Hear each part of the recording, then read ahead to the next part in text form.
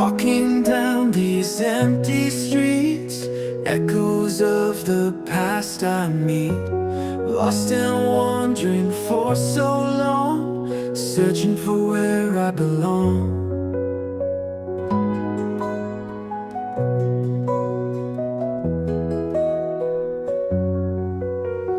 Sunrise breaking through the night, guiding me back to the light.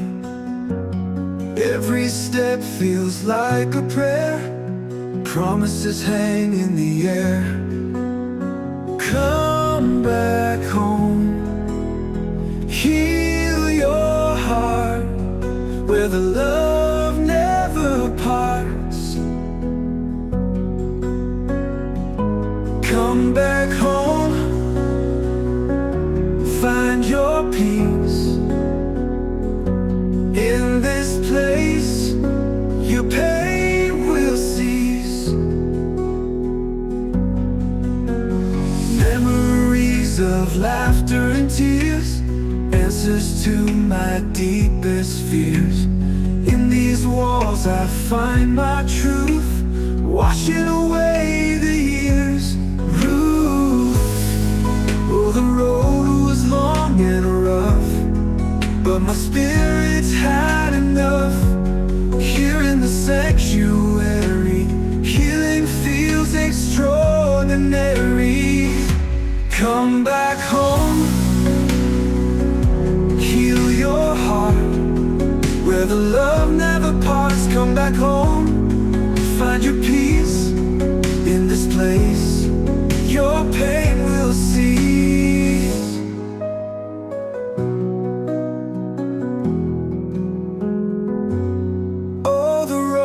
Was long and rough, but my spirit's had enough. Here in the sanctuary, healing feels extraordinary. Come back home, heal your heart, where the love never parts. Come back home, find your peace. In this place, your pain will cease. Good morning, everybody. Good morning, everybody. Happy freaking Friday. Happy Friday, everybody. We made it to the end of another week. Good morning, everybody. Welcome to the Dear Brother Podcast and the Dear Sister Podcast. I'm streaming live on both platforms this morning. I'm streaming live. Today, it's Relationship Friday, y'all. It's Relationship Friday.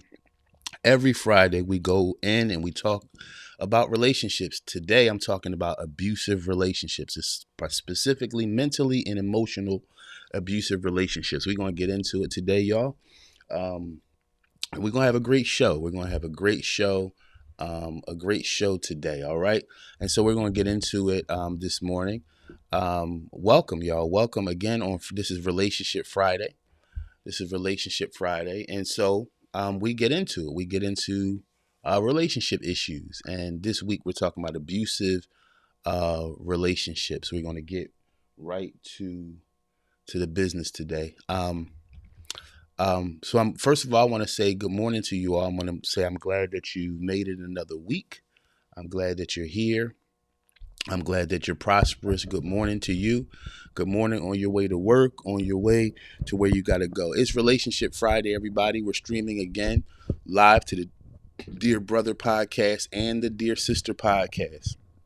It's Relationship Friday, and the topic today we're dealing with is the silent chains of abusive relationships. You know, a lot of people go through abusive relationships. I was doing some study the other day, and the statistics are very high. About abusive relationships. And then we have some statistics on abusive relationships, and then you have very low statistics on the others, because a lot of people don't report abusive relationships. But it's big. A lot of people are broken down. A lot of people are suffering greatly through abusive relationships. Many people, men and women. It's not just men. It's not just women, rather. You know, it's talked about. It's talked about a lot that women suffer abusive relationships, but men do as well. And I want to talk about that this morning. There's a lot of hidden pain and a hidden shame. Last few days I've been teaching on shame. Go check out my videos on shame. that I've been teaching since Monday. I put a series together on shame. I'm not done that series, but that's part of what we're working on. But this morning, Relationship Fridays, we want to get into this conversation. So good morning to you all. I hope you got your coffee, your tea. I hope you got your points. I hope you got your vulnerability. That's the biggest thing that we focus on both of these streams, whether you're on the Dear Sister podcast or the Dear Brother podcast. We focus on vulnerability in this room. We're grown-ups. We're grown-ups. This is the grown folks section. All right. I know YouTube is full with people talking about relationships, and a lot of those people are young.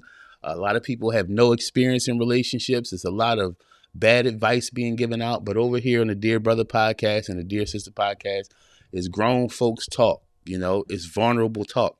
It's to talk about things we've gone through. It's how we grew up. It's a lot of things that a lot of you have suffered that hasn't been talked about. And I want to talk about this too. We'll get into abusive relationships. And we'll also get into how some of the abusive relationships we've gotten into were driven by some of us have gone through family abusive relationships and family and parenting. A lot of you are parenting now, and you see some of the styles of parenting you grew up in. A lot of things you had to fight against of how you grew up. There's abusive. We all have abusive aspects coming from us that we don't even know at times.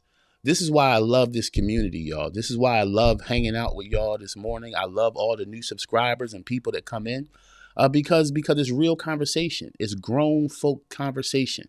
It's no ducking and hiding on this stream. I'm 44. In fact, tomorrow I'll be 45. I'll be 45 tomorrow. Usually I forget about my birthday, but I have my birthday tomorrow. I'll be 45 years old, And when you get this age and stage, ain't nobody to blame. It's the maturity. If you ain't looking for nobody to blame at this age and stage in your life, you're looking to find the broken parts of you so you can be better. Anybody in the room want to be better? You just want to be a better person. You want to be a better person. You want to be a wiser person. It gets to the point in life where it's not about all the things you used to chase. Think about, I don't know how old y'all are, but think about, the things you used to think mattered so much. The relationships you thought you had to have and the people that you thought you needed around. Come to find out you didn't need the things you thought you needed. Your life changes. You get to a place of different kind of maturity and life changes for you. Let me see who's in the room. Good morning, Ron McGee. Good morning, my guy. Good morning. Good morning. Good morning on Facebook. Good morning on, again, we're streaming live from the Dear Brother podcast and the Dear Sister podcast. It is Friday. It is Friday, and every Friday that means we go into the Relationship Friday. And again, before we go in, I want to say Happy Friday. Happy Friday. How was your week? How was your week out there? Everybody in the room, let's talk about how you doing, man. Before we get into this teaching, I got a little time today. Before we jump into it, how you doing today? How's everybody's week? Tough week, rough week, good week, bad week? What's your emotional temperature going on today? How you making out? Let me see in the chat. Let me see. Good morning, Marcia. Good morning. Good morning, Crystal Knight. Good morning. Good morning, everybody on Facebook. If you're on Facebook right now, do me a favor, y'all. Go over to the Dear Brother podcast or the Dear Sister podcast on YouTube. Subscribe to the show this morning. All right, do that for me. Good morning. Let me see. Crystal Knight. Good morning, my dear sister. Brilliant, brave sister. Good morning, Marcia Moore. Good morning, Ron McGee in the building. Let me see. I'll be 45 in February. Absolutely. Listen, y'all. When you get to this point in life, things change. Good morning, all. Good morning. Yes. Good morning. Productive. Let me see. Marcia Moore, you feel a productive week? Resting. That's very good, y'all. How's everybody else's week? Crystal Knight, how's your week going, my sister? Ron McGee, how was your week, my brother? We going to get into the show, but guess what? Y'all are more important than what I have to say. How you making out? What's going on with you? How was your week, man? You happy? You sad? You ran into some hard times? That's this week. These channels are also about healing, man. It's not just passing information. It's also about healing and being proud of yourself over here. All right. And so y'all let me know. How was my week was, my week was up and down. I had some tough mental spaces this week. The week itself wasn't a hard week, but in here, a lot of times it's in here. Sometimes your week can be great, y'all. Everything can be going great. You're happy, everything. But in here, sometimes the greatest battlefield is in the mind. And so I had a great week too, but the battlefield has been in the mind. Let me see. Ryan McGee, long week, okay.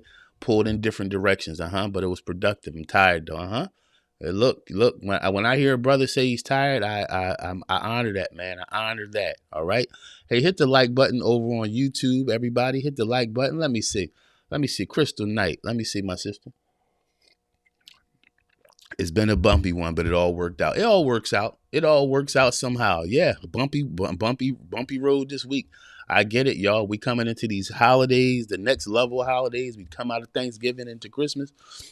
And we going in here. All right. Good morning, everybody. We're in about 10 minutes already. So I wanted to get everybody warmed up for the show. But let's go in this morning. I'm talking about abusive relationships this morning. That's what we're talking about. That's what we're talking. Hey, they coming on in. Good morning, Natasha. Good morning. Good morning, my peoples. I love that. This is our community, y'all. This is our community, the Dear Brother Podcast, the Dear Sister Podcast. This is our community. If you're on Facebook, y'all go over to YouTube on either stream. I think I'll stay on Facebook for about 20 minutes, about 20 more minutes, and then I'll cut the Facebook live feed and we'll go over to YouTube. So, hey, make your journey over to YouTube now, y'all. YouTube, either the Dear Brother Podcast or the Dear Sister Podcast. All right. And subscribe to that and hit that like button. All right, everybody. Good morning. Good morning. Again, Natasha comes in. Good morning, my peoples. We are your peoples and you are our peoples because we care about each other. All right, y'all. Let's talk about abusive relationships. Anybody ever been in an abusive relationship? Anybody ever in the room ever been through that? Anybody ever suffer that? Some people are in abusive relationships right now. Abusive relationships. Let's really talk about them because they exist. And it's not always the hands that we go through. You're not always hitting. Today I want to focus specifically on the hidden chains, of mental and emotional abuse. I was in an abusive relationship. I know what abusive relationship is. I've been in one relationship in my life. I've been in an abusive relationship and it's horrible, psychologically damaging. Yeah. Psychologically damaging. Psychologically damaging. I got out with my life. I had to escape that relationship. I did. I had to escape that relationship. It's not abuse is abuse. And it's not just comes from men. Abusive relationships doesn't just come from men, right? It's the stigma is that, but it's also abusive women. It's abusive people. And then a lot of times what I had to learn in order to forgive the abuser was that, hey, what she was going through was something totally different before I ever showed up, And so I had to find a way to forgive. And you can forgive for an abusive relationship, but you also have to run for your life. I knew even in my forgiveness, that abuse wasn't going to stop. And so I had to get out of that relationship for my life. I'm telling you, that's why I don't mind being vulnerable. And that's why I invite vulnerability on this show, because where else you going to be vulnerable? A lot of us have no place to say I've been through something. And for some of you brothers out there, it is real. It is real. In fact, statistics say that 1 in 7 men experience physical violence from women from their partner in their lifetime. 1 in 7 go through physical abuse with a woman. 48%, y'all. Here we go with this camera again, y'all. Goodness gracious. 48% of men experience psychological aggression from their woman. 48%, 48.8% of men experience psychological aggression from a woman, including manipulation and verbal abuse the most. Yeah. Abuse by women is underrated, y'all. It's underrated because it's due to a stigma that nobody wants to talk about. Right. And a lot of times men go through shame and fear of having to admit that someone is abusing them. Whether it's physical abuse, a lot of times, if it's not physical abuse with a woman, it's psychological abuse. That's the one I experienced. I remember a time, y'all, I'm talking about it was loud and crazy and throwing stuff and all this over and over. I remember literally running from one room to another, falling down in tears, y'all. in tears. I'm a big guy. I wasn't afraid of being beat on. It just got so bad where I'm talking about I'm the only one working. I'm paying all the bills. I'm pastoring churches. I'm traveling the country. I'm raising my babies. And I'm talking about when somebody is just making you feel as bad as you can every single solitary day. Let me tell y'all something. It wasn't nothing nice. It wasn't nothing nice. It was breaking me down as a leader. I couldn't lead well. Psychologically, I was trying to figure out what I could do better. What can I do? That's one of the stigmas of abuse. When you're trying to figure out what you can do better to fix this situation, and it's really the abuser who's the abuser. But many times the abuser is a narcissist that will always, the goal of the abuser is to make you feel like the abuse is your fault, right? And I'm gonna tell you, I've been through it. I've been through it where you're working hard, you start feeling like less than a human being, especially when you've tried everything you can. I know what it is to go through that kind of abuse, right? I know what it is to forgive the abuser, but I also know what it is to escape with your life. And I had to do that as a brother, y'all. As a man, I had to do it. Let me see who's in the chat. Okay, good. All right, let me see. Yes, a heavy mentally abusive. Okay. See, so when people know what this is. We're gonna get into it this morning. I'm not in a rush. Good morning, James McCleary. Good morning. Let me see who else. Very psychologically damaging. Absolutely, it is. Absolutely, it is. Absolutely, it is. Yes, yes, it is. It is terrible. It is terrible. And see, and the thing is, what that abuse does is it tries to break your will. I remember y'all. I remember coming into my church on a Sunday morning, church packed with people. I'm up there, and it was my time to go to the microphone. I remember getting to the microphone, and I was standing there. Right now, mind you, this is with live streaming and everything, and I'm standing there. And I remember that morning. In fact, it seemed like for me, what I went through, it seemed like every single morning that I was going to teach somewhere, whether it was Sunday morning, whatever day it was, when I was on my way to teach somewhere, it was always something sparked. Something always happened that would try to destroy me on my way out the door to teach, as I had to go teach people. And it seems like it was consistent, almost on purpose, that I'm going to try to destroy you mentally before you leave this house, right? Because I know you're going to do what you love, right? But look, right? This is what it looked like, right? And I remember going to my church on a Sunday morning, and I remember standing there and just staring. And I couldn't find words. I couldn't get myself together. I guess I don't know whether the people noticed or not, but I noticed. I'm standing there, and I was in a full shock. I drove to church with nothing, no music on or nothing. I can't say I was trying to clear my mind. I don't know what I was going through. I guess you get to a point where you can't believe someone is doing what they're doing to you, and it seems so intentional, right? And my mind was just going through that. So I'm driving. Some of y'all ever drive from one point to another and don't realize whether you even turned, what direction you took? That's how mentally blown I was. And I got there, and I remember standing over the podium, and after I got done staring, I just leaned over the mic and just bust out crying, right? Now, because I was in church, everybody thought that I was in the spirit. I wasn't in the spirit. I was a broken man. I was a broken man trying to lead people with somebody at home trying to break me. Yeah, right?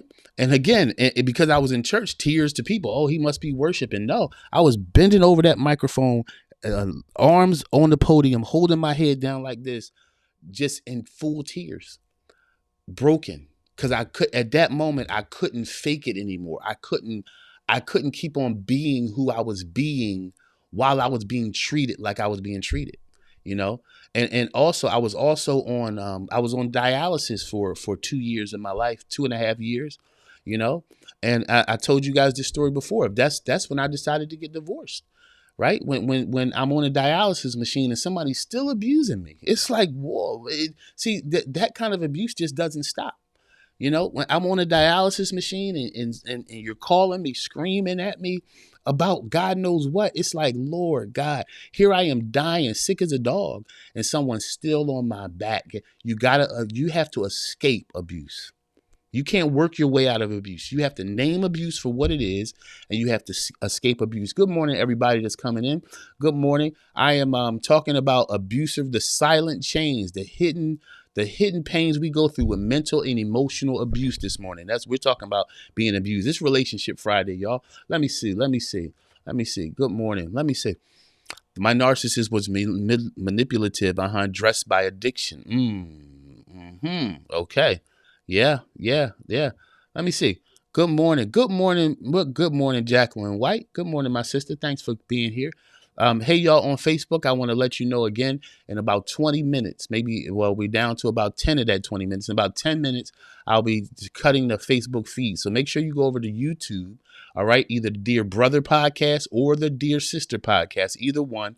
Go over to YouTube right now, hit that like and subscribe button on those channels, either the Dear Brother podcast or the Dear Sister podcast. In 10 minutes, I'll cut the Facebook feed, everybody. Let me see. Good morning. It is really, really hard to heal from someone that abuses. Absolutely. It is really hard to heal.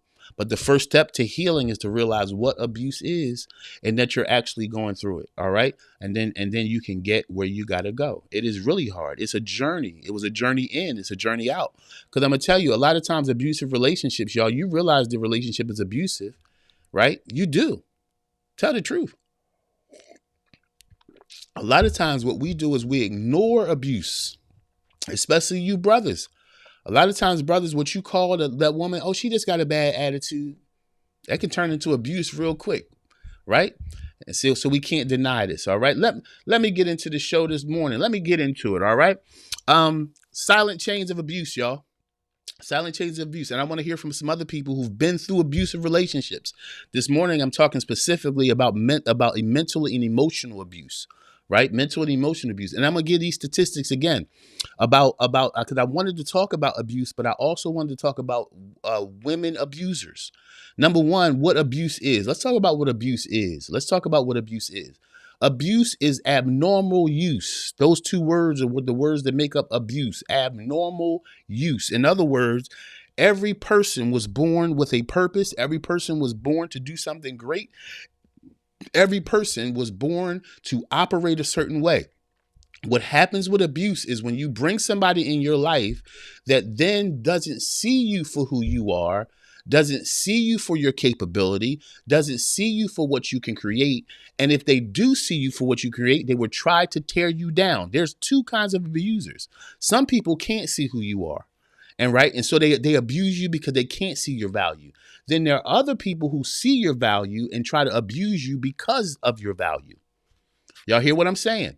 There's people that will recognize your value and then try to tear you apart because you're too valuable. In other words, there are some people that envy that value, even inside of relationship, even inside of marriage. There are people that will envy your strength. There are people that will envy your ability, your capability. And if you're with the wrong partner, because they have a disdain for your strength, they will try to bring you down to how they feel. You have to be very careful. You have to guard your heart, right? You have to guard your heart, and then you have to be willing to leave abuse. See, I'm not going to play around with this thing today, y'all. I'm not going to play around with it as if surgically. You have to strategically think about how you escape abuse. If you're being abused, it's time to go. You hear me, right? 1 in 7 men experience severe physical abuse from women. 48.8% of men experience psychological manipulation and abuse from women.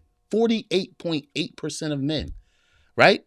And again, most of the time that kind of abuse is not reported. Now imagine that you got 48.8% of men being abused, and still they're saying most cases aren't even talked about. All right. So number one, what is this abuse? Abuse is when someone tries to manipulate your emotions. It's when someone wants to bring you like putty into their hands. Let me say this, number one, too. Most times the person that's abusing you is abusive to themselves. Abuse doesn't start off from a person abusing another person. The abuser starts off abusing themselves, which makes it easy for them to abuse you. You got to understand this, whether they are a man, a woman, even if it's a parent. Because look, we can go all the way into this abuse thing, because abuse in relationship, that's not where abuse starts, right? Men who abuse women, that abuse didn't start in that relationship. That abuse started, they were abused at some point by somebody. You hear what I'm saying? Right? Women that abuse men at some point, what I found, even in my counseling for years and years, of a lot of people, a lot of women that abuse men is because they were broken by somebody they loved. And the psychological standing is, I will not let anybody ever break me again, so I'm going to do the breaking. And really what it is not even that some women want to go in breaking, is wanting control. Abuse starts at wanting control over another person. And what is the control? The control is, I want to feel empowered, because there was a point in my life where I didn't feel empowered. You got to understand that, y'all. When someone is an abuser, they didn't just start becoming an abuser. They have been abused, especially men who abuse women, especially men who physically abuse women. A lot of times that physical abuse that an abusive man does to a woman is because he's beating himself inwardly. That hand that he uses to strike a woman is he can't beat himself up. Is how he feels about himself. And the same thing with women. When women abuse men, it's because of how they feel about themselves. The abuser's condition is self-hate. Is self-hate.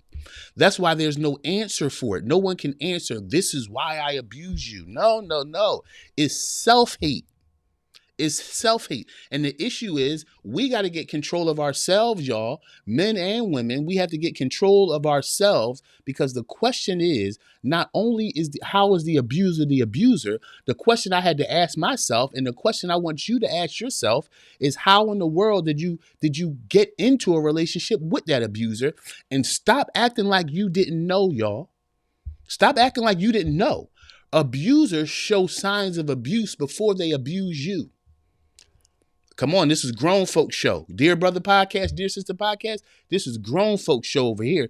We're not into blaming everybody else. We're into finding out what's broken in us that allows that sort of abuse.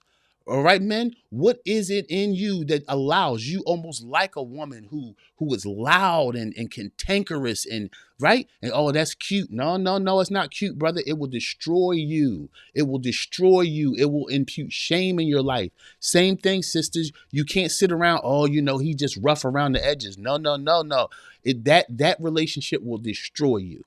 Right? Because the goal of the abuser is to manipulate you into a place where you are putty in their hands.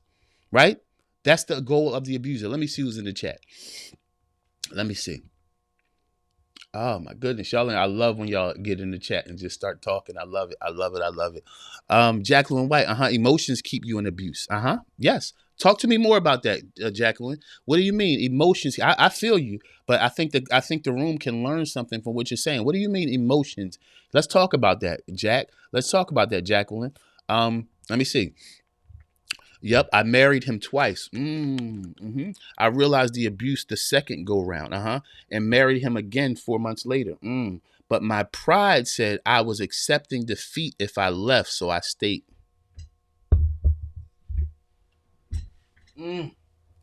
Y'all. I think this is I'm sorry, I had to get up on that one, y'all. Certain stuff I gotta move. My pride said I was accepting defeat if I left. See? And that's that. I want to say this to a lot of you ladies out there. Again, we're streaming live on the Dear Brother and Dear Sister podcast. That is the issue for a lot of women who are in abusive relationships. You feel like a quitter. Listen to the thing. If you're in an abusive relationship, you're not quitting the person. You're not quitting the relationship. You're quitting the abuse, which is your right. I want to ask you ladies something. In an abusive relationship, what do you have to prove? What do you have to prove other than that you will crumble and die? And I want to say just two brothers, while some of you brothers trying to act so hard, oh man, she just running her mouth again. It's breaking you psychologically. Stop lying. I'm 44 years old. Again, I'll be 45 tomorrow. I've been around for a long time. I've counseled thousands of people. We put on acts to justify the abuse, especially us as men. Oh, she just loud. Oh, she just running her mouth. But you know in your chest, it is breaking you. It is breaking you. You know it. You know it, right? It's nothing for you to the only thing you can prove in an abusive relationship is that you have a breaking point. You have a breaking point. That's the only thing you're going to prove. Only thing you're going to prove. Let me see. Good morning, Charlotte. Truth. Yes, women can extremely abusive, can be extremely abusive as well. Absolutely. Unfortunately, because some have thought of themselves as victims. Yes, it is not okay because they are women. Yes, it is not okay. Yes, absolutely. Absolutely. It's easy, y'all. This is why I started the Dear Sister podcast, because I wanted women to hear from a man that loves and cares. A lot of these YouTube shows are about attacking women or attacking men, right? Y'all know it. You go on YouTube now, everything's about attacking women or attacking men, even down to the balloon pop things and all this is about an attack. It's about separation. It's about making us hate each other. That's why I started these podcasts. That's why some shows, I run them together, the Dear Brother and Dear Sister podcast, because it allows us to talk. You know, and the women I'm with now, the lady I'm with now, our relationship has taught me so much. And she always says our relationship has taught her so much because she gets a chance to hear from a man without yelling and screaming how men feel. And right. And she says, you know what, Christian, I never knew men even felt that way. Right. And sometimes I talk to her and I hear her say stuff and I say, wow, I never even knew women felt that way. This is why I merge these channels, to create a real conversation. Right. And so we stop being abusive to each other. Right. And this is why, y'all. Let me see. I was physically a abuser. My mother broke me, and I seen her fight her. Yes, for the women that are in physical abuse, right? It's about you're constantly in a state of preserving yourself. Survival mode makes you fight. Survival mode makes you fight. Let me see. Oh, happy birthday. Thank you so much, y'all. Thank you so much. Tomorrow I'll be 45. Thank you so much, y'all. It really, I've had some terrible birthdays, right? And guess what? Some of my birthdays were terrible because I was in an abusive relationship. Right? Yes, absolutely. It feels good to be really happy for a birthday. Yes. Let me see. I feel attacked. My pride said I was accepted defeat. Yes. Your pride can keep you in a space that you're trying to be a champion. A champion of what? You're going to be a champion loser. You're going to lose everything, y'all. Right? You're going to lose everything. Let me see. Our emotions allow for manipulation, which is control, using the fact that I love you to control you emotionally. Yeah. Listen, the truth is that a lot of us, whether you want to act, especially you brothers out there, a lot of us want to act like we're not vulnerable. But a lot of us, you're very vulnerable. And the reason you act so tough is because you know that you're vulnerable. No one acts tough because they're tough. Most people act tough because they are covering the fact that they are a very vulnerable person. That's what's really going on. Let me see. Let me get into this a little bit, y'all. All right. Because again, abuse is about breaking you. It's about making you feel less than yourself so that you'll live in it. Right? Again, and I want to say this to y'all. Take responsibility. This is what Relationship Friday is about. We can all get on here and be victims. We can all get on here and talk about how terrible your ex was. But what part of you opened up and allowed certain abuses in your life? That's really the real question that has to be for healing to happen, right? Because and some of you out here have been through this. You've been from one abusive relationship to another, right? So the only common denominator is you. Are you, no, Christian, I don't want to let the abuser off. Okay. If you're in your third abusive relationship, what do you mean you can't keep on letting the abuser off? You have to address the acceptor of abuse. Oh man. See, this grown folks conversation. I'm gonna keep on saying this grown folks conversation. This ain't about victimhood. Not on our podcast. Not in our community. Not in our community. No. No. What responsibility are you going to take for putting yourself or accepting that abuse? Listen, listen. I know somebody might say, I'm getting off this podcast. I came on here to just cry and blame my abuser and become a victim.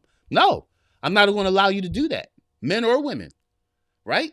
You got to take responsibility. I had to take responsibility. Can I tell some horrible stories about how this human was to me? Absolutely.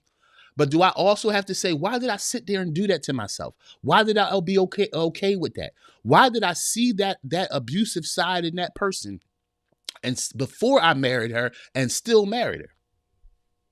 Come on. Come on. What was it in you? Were you lonely? Were you horny? Y'all, we gonna talk or what? We gonna be grown or what? Because I'm gonna tell you, some of you got into abusive relationships it started off because you were horny and they were doing you right. Yeah. And a lot of you stayed in relationships because of a false intimacy. Oh yeah. Oh girl, he go hard. Oh girl, he go hard. Yeah. Because part of that going hard is not intimate. He's showing you that he's abusive in intimacy. Same thing with us guys, right? Oh man, I've heard men say this. Oh, the craziest ones give you the best X. Come on, y'all. Come on, guys. Come on. Don't front for me. And I see all these people in the room, and I see the only people talking is the ladies, right? Because y'all dudes is hiding. Y'all hiding, and I'm calling you out. You've heard it just like I've heard it. Oh man, the craziest women is they the best in bed. Yep. And you stayed with her because she was the best in bed. She was crazy as a bowl of spaghetti, and she was going to break your car windows and everything else. But you were glued. A lot of you have gotten glued to abuse because of X. Come on. Be real with me. You've gotten used to abuse and you've accepted abuse because of how somebody made you feel for 40 minutes. You ignored, right? It's the same slavery that Israel went through when they left Egyptian bondage. Egypt had them in slavery, and when Israel came out of slavery, what did they do? They got hungry.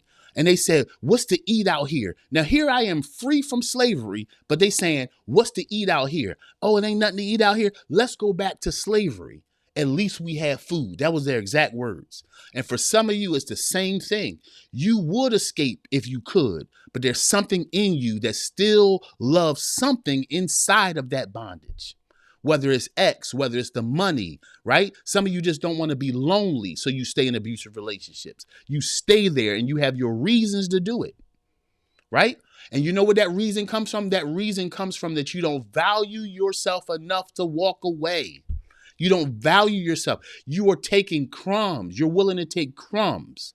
Right? Some of you men out there, you're willing to take crumbs from a woman just because she's beautiful. You allow her to abuse you because she's the prettiest thing you ever been with. You allow her to abuse you.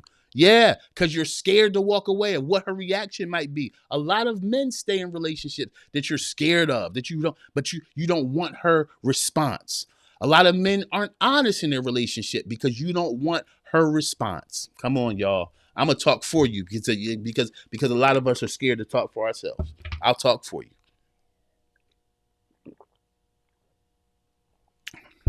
Let me see who's in the chat. Let me see. Our emotions. Okay. Thank you, Jacqueline. Let me see. Our emotions allow for manipulation. Yes. Which is control using the fact that okay. Yes, we read that. Today's conversation is hitting deep. Absolutely, y'all. We going in this thing. We gonna go all the way in it and talk because it's real. It's real. Let me see. This is heavy. Let's talk heavy. You see what I'm saying? Let's talk heavy, right? Let's talk heavy. Let's get in. Fulfilling a false void that only God can provide. Absolutely. Absolutely, y'all. Hey, y'all, everybody on Facebook. If you're on Facebook right now, please go over to YouTube. I'm going to cut the Facebook feed right now. If you're on Facebook, I'm cutting the Facebook feed right after I say this, all right? So if you're on Facebook right now, please go over to YouTube, either the Dear Brother Podcast or the Dear Sister Podcast, and hit that like button. And if you like what's going on, everybody hit the like button right now on YouTube, and everybody hit that share button, because if you think this is the message that people need to hear, if you know other people that are in abuse or going through abuse, hit that share button and send it someplace where you know that people will grow from this conversation. Facebook, you're going off right now. We're cutting the feed on Facebook right 5, 4, 3, 2, 1. Facebook. All right, everybody, please go over to YouTube right now. All right, everybody. All right, let's get back into it. Let me get back to, I like this statement right here, Jacqueline White, fulfilling a false void. Let's talk about that false void, y'all. Let's define that false void that Jacqueline's talking about. What is that false void that Jacqueline is talking about? Jacqueline, you lead us. What's that false void that we're trying to fulfill? What is it? What is that? Let me see. Natasha, it took me a long time to even admit. Yes. I was also the problem. I was also an abuser. See, that this is the real conversation. This is the real conversation, right? Not only sometimes you're the abused, and sometimes you can become the abuser, right? And a lot of times you can help someone abuse you. Oh man. Let's get back into it. All right. Well, where do we want to go? All right. I also want to talk about the subtle signs of abuse. I want to talk about the subtle signs of abuse, y'all. Right? Because again, a lot of times, all the time, abuse never just starts. Right? It never just starts. It's not, oh my God, this started. It's the subtle signs that we ignore. You ignore abuse. It doesn't just become full. Oh, I don't know where this came from. That's the victim mentality, right? When I tell y'all about me being abused by a woman, I remember specifically being in California, and she woke up and was just acting wild. And I had never seen anything like this. I had never experienced. I didn't grow up seeing abuse. That was the biggest thing for me. I didn't grow up seeing abuse. Right? I didn't see it in my family. I didn't see any of that. So when this started, I didn't know what to call it. But I saw it. I saw it for a full weekend. I'm in California and I see it for a full weekend. And I'm keep on ignoring it. Oh, she's just having a bad weekend. Oh. Right? And what that did ultimately, it turned from a weekend to now we at home and you throwing glass and ripping closets apart. Right? And screaming and hollering and everything's a 7-alarm fire. Right? Yeah, but I saw it, but I ignored it. You know why? Because I was in love. Right? I was in love. And I felt like my love could look past this until it became too much. Right? The subtle signs of abuse. Gaslighting. Gaslighting is when someone is doubting your reality. Your reality isn't real anymore. These are the subtle signs of abuse, ladies and gentlemen. And I want you men to pay attention to this. It's when someone constantly doubts your memory. Oh, it didn't happen like that. You sure? No, I never said that. That's not what happened, right? That's the goal the goal is to make you lose your mind, right? The beginning is to make you doubt your mind. The goal of the abuser is to make you doubt your memory. Right? First subtle sign. Second subtle sign of abuse. Second subtle sign is control and disguised as care. Right? I care. I care about you more than anybody else. Right? Right? Some of you brothers know, you hear, man, I love you more than I ever anybody loved anybody. Right? Same thing you ladies hear. Woman, I've never loved nobody as much as I do you. The abuse, one of the signs of abuse is the person trying to establish that you've never been loved like they love you. That's one of the signs of abuse, is that they're separating their love from anybody else's. The goal is to make you feel like that love they're giving you, you'll never find again. You'll never find this level of intensity of love. That's the goal. The goal is to make you believe that you'll never find this again, to make you feel like there will be a void in your life without this person being here. Subtle sign, right? The subtle sign. Constant criticism through joke, right? Criticism through joke. Hey, you look crazy today. Ha ha ha. Right? Your hair look crazy. Why you always look crazy? Ha ha ha. Right? Right? You don't know how to do this. You don't know how to do that. Girl, you don't know how to. Boy, please, you ain't. See? It starts off as subtle. It's subtle. It's subtle telling you what you're not. It's subtle telling you what you can't do. Subtle telling, hey, I think I'm thinking about going back to school. Girl, your old self, you ain't going back to school. Right? Hey, babe, I'm thinking about really trying this new career. How much money you going to make? See, these things is to make you doubt your next move. It's to make you doubt who you are. It's to make you doubt your pursuit. Right? And again, abuse happens on both sides. Both sides. Absolutely, it starts on both sides, right? And we can go back to the book of Genesis and see where every woman was given the gift of seduction. Seduction has become a bad word. Seduction is a gift from God that either a woman uses. You can heal a man seducing him out of pain, or a woman can seduce you into destruction. You hear what I'm saying? You hear what I'm saying? Look at Adam. Adam became an abuser in the garden. Oh, y'all want to talk or not? Adam became an abuser in the garden. What did he do? He ate the fruit. When God challenged him as a man, what did he do? It's the woman you gave me. We see abuse right in the garden. We see, y'all gonna make me, I'm gonna teach today. We see abuse right in the garden. We see Eve abusing Adam. We see Eve go have a conversation with a serpent and then bring fruit back to her house.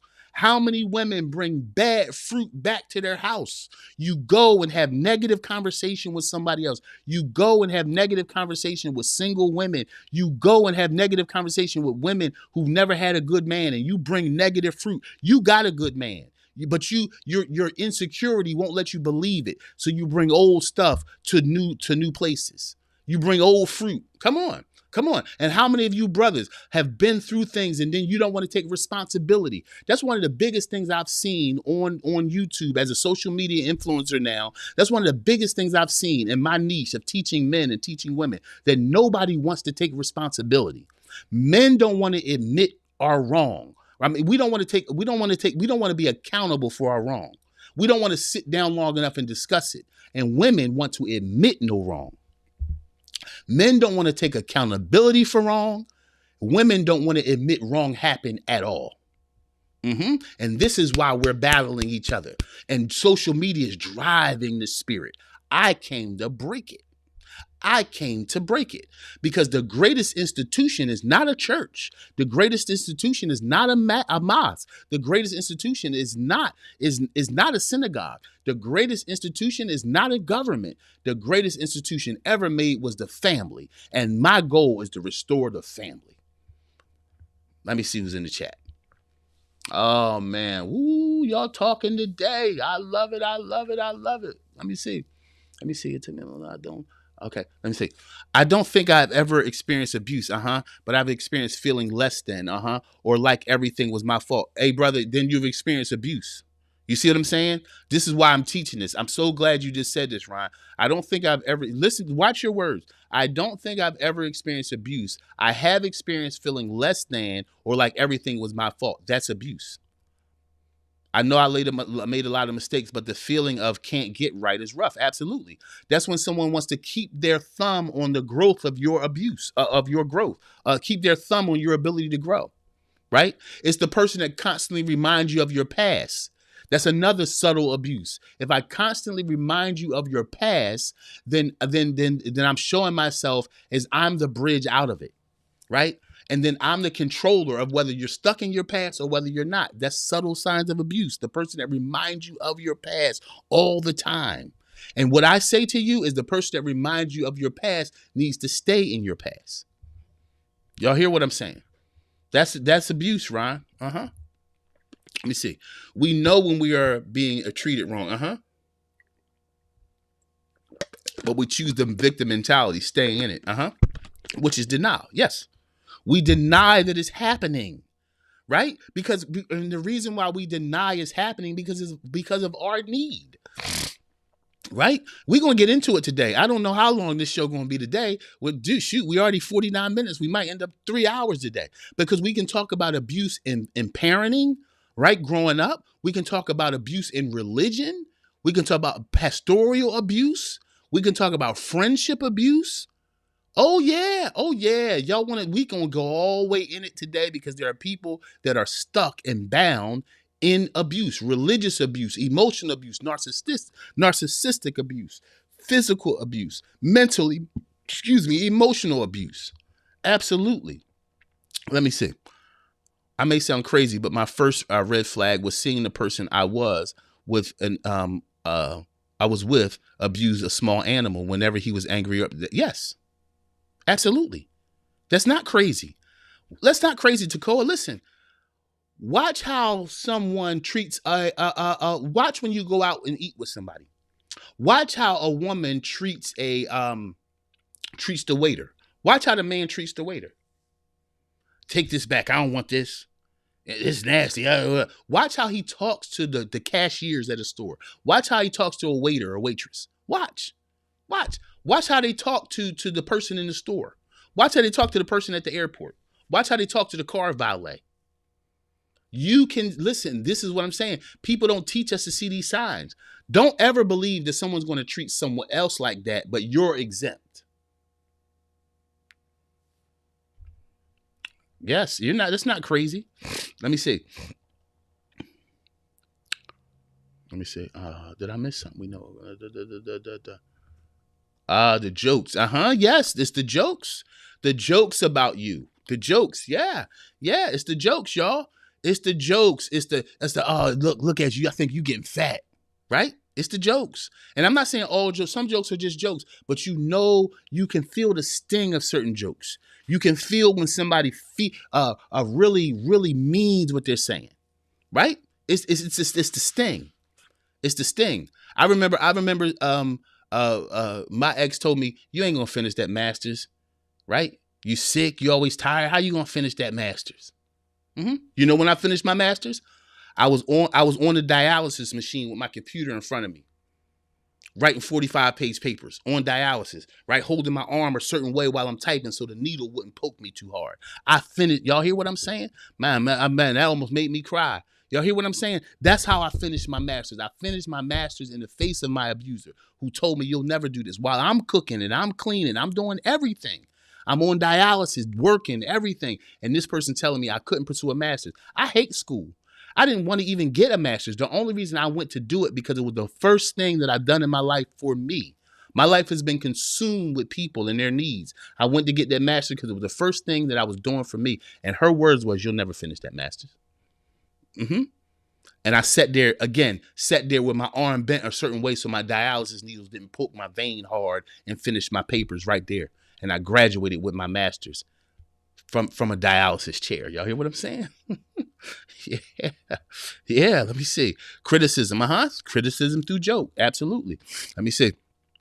Jesus, you are talking heavy. Thank you for freeing your people, Lord. Absolutely. That's what the Lord wants for us. He wants us to be free.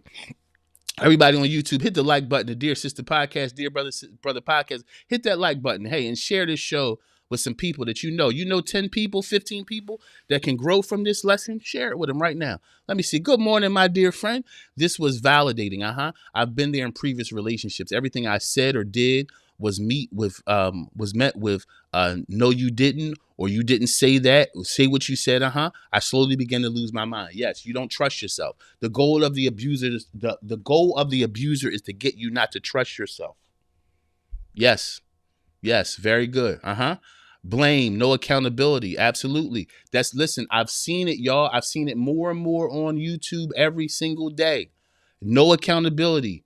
Men don't want accountability and women don't want to admit wrong. That's a nasty situation. We can never get anywhere like that. Absolutely not. Absolutely not. Right? I've been attacked by I get attacked by so many men online. It's like, yo, like the stuff they say, the stuff they call me. Thank God I got tough skin and I laugh, but it's so crazy. And what I realize it is, I don't take it personal. I realize I can't take it personal. They don't know me, right? And a lot of my biggest attacks come from a YouTube short. It's like 60 seconds, a 60-second YouTube short. And like somebody is reaming me like they know me, right? I've seen men and it's laughable. It's crazy, right? Especially this new generation. I call it Gen's energy, right? Generation, right? It's Gen Z, Gen's energy, where they are so soft. You can't say anything to anybody now, women or men. You can't say, no one wants to take accountability. The other day I was teaching about vulnerability in a short and a man said I was gay because I was teaching about male vulnerability and admitting your weaknesses. His comment was one word, gay. I'm like, wow. It's ignorance at its peak, y'all. It's ignorance at its peak. Let me see. Let's get it. Right? Subtle signs of abuse. Let's get back into them. One, we talked about gaslighting, doubting your reality, doubting your memory. Two, control disguises care. Right? Another one, emotional withholding. Listen, now here is where I admit that's one of my issues. When I get pissed off, I'll just stop. I'll shut down. And a lot of men, we do this. We shut down. And we don't think it's abusive, but it is. I have done that. I shut down. I just stopped talking. I don't have nothing else to say. I'm good. Because we can't be on. I don't know how long this show is going to be, but I feel like it's going to be at least 2 hours. We're not going to sit here for 2 hours and act like there's no abuse coming from you. Right? Right? Come on, y'all. Come on. We gonna talk or we gonna talk. We gonna be adults. We gonna talk. We gonna get it in. Tell the truth. The times you've been an abuser. And I thought shutting down was just like, hey, man, I don't feel like talking about it no more. But the truth is that's abusive. To completely shut down on somebody, it's abusive. Right? Yeah, it's a sign of abuse. You got to be careful with that. Right? Emotional withholding. Withdrawing. You withdraw as a punishment. Right? Because when you withdraw, it's trying to control how somebody acts. That's abuse. I'm going to control you by emotional withholding. I'm going to control you by, a lot of you ladies do this. I'm going to control you by a withholding X, right? That's how I'm going to control you. Come on, y'all. Let's get into it. We ain't going to duck and hide today. We're going to talk. Right? Subtle signs of abuse. Emotional withholding. Next one, blame and guilt. Right? I keep you guilty. Then the goal of the abuser is to keep you dependent. Y'all hear me? Is to keep you dependent. That's the goal of the abuser, a dependent.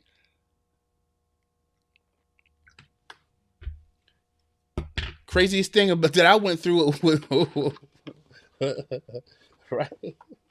And a lot of times the abuser is the person who the abuser will tell everybody they're being abused. Anybody ever been through that? Where the abuser goes and tells everybody they've been abused. One of the biggest signs of an abuser is the person that wants to go out first and twist the story. Signs of abuse. Right? All right, next thing we'll get into the impact on life purpose. Because I want to talk about this, y'all. We got to talk about the impact on your life's purpose, the abuse, how abuse impacts your life purpose. It makes you feel worthless, make you feel unworthy of what you're called to do. Let me see. Natasha, let me see. I can act like nothing happened so fast. To protect my ego, my pride. Yes. Not realizing it's no pride in marriage, no ego. It can't be. It can't be. That's one of the things that have to die in relationship. Ego? You can't have that. You'll never grow. It'll be constant war. Constant war. That's why a lot of people can't have a happy marriage. It's too much ego, right? Listen, marriage is death. I don't know. I don't think people talk about this enough. I joke about it every time I go to perform a wedding. I'll go, as soon as I walk in the room, I'll shake the groom's hand and say, "You ready to die today?" And everybody laughs, but it's the truth. Marriage is death. Marriage is death of who you thought you were. You can't to become one with somebody for 2 lives. This is why people need to slow down on marriage.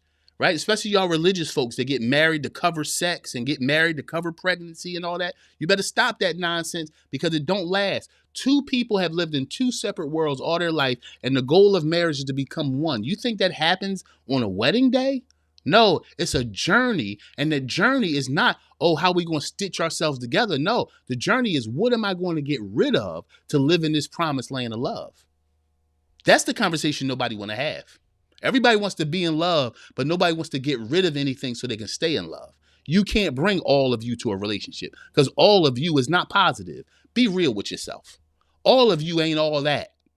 There's a breaking that must happen in you. That's the part of marriage nobody wants to talk about.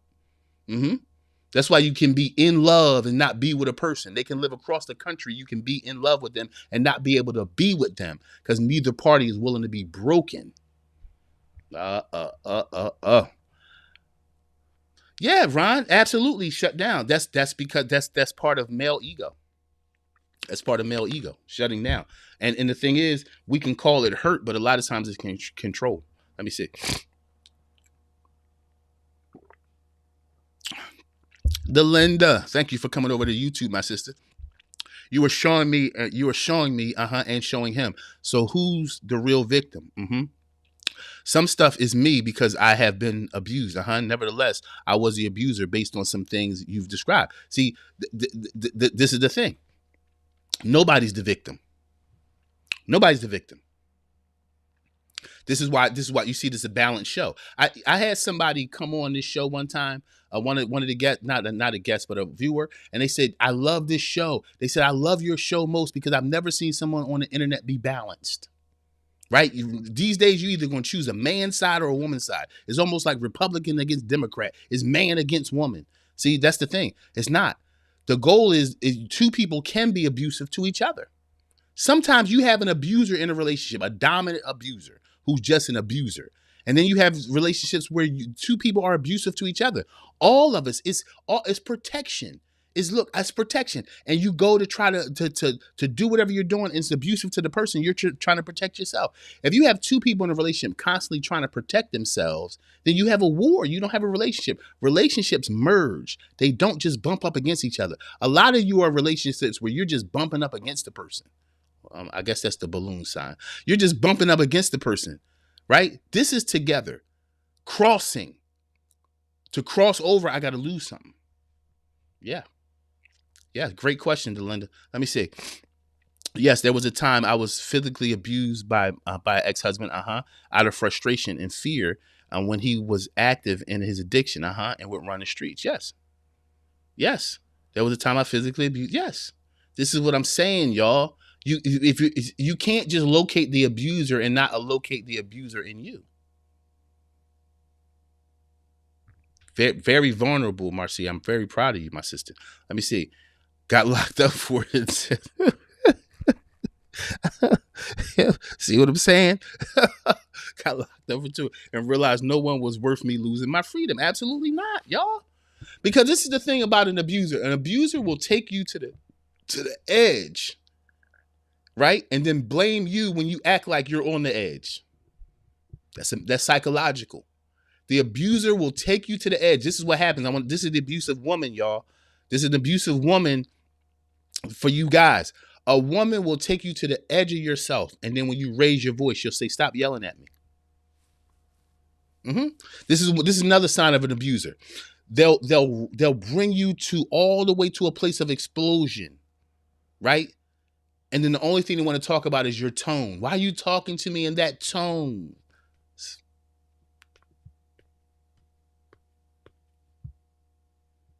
It's a game.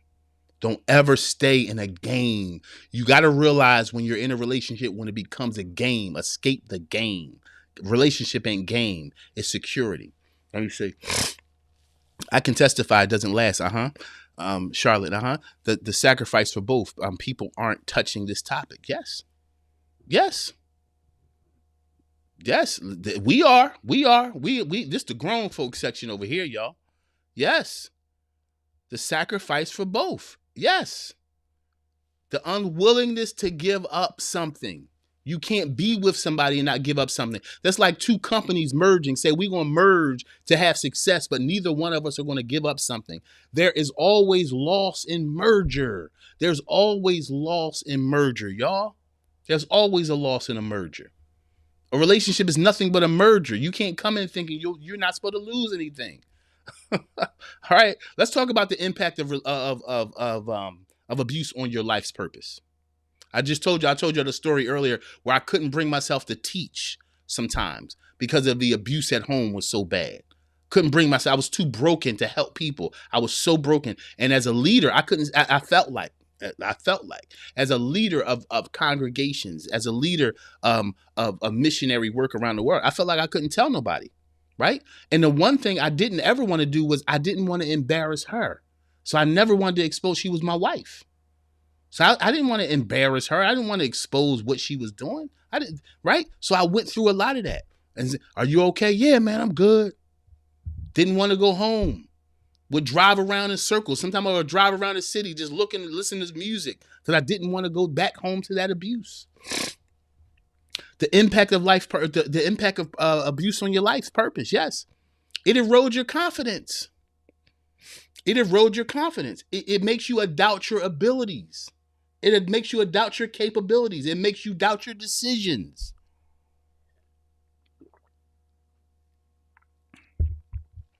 That's the effect on your purpose. You're constantly doubting your decisions. You don't trust yourself anymore. That's the goal, right? It's to break you mentally. It's to break you emotionally. Ultimately, it's to break your heart, but it's never to get rid of you. It's to keep you. It's like the cat playing with the mouse, right? The abuser gets off on seeing you just smack you. Oh man, right? So your confidence is eroded, right? The other goal of the abuser, or the goal on your life's purpose, or that abuse happens on your life purpose, is it makes you live in fear. The eggshell walk. The eggshell walk.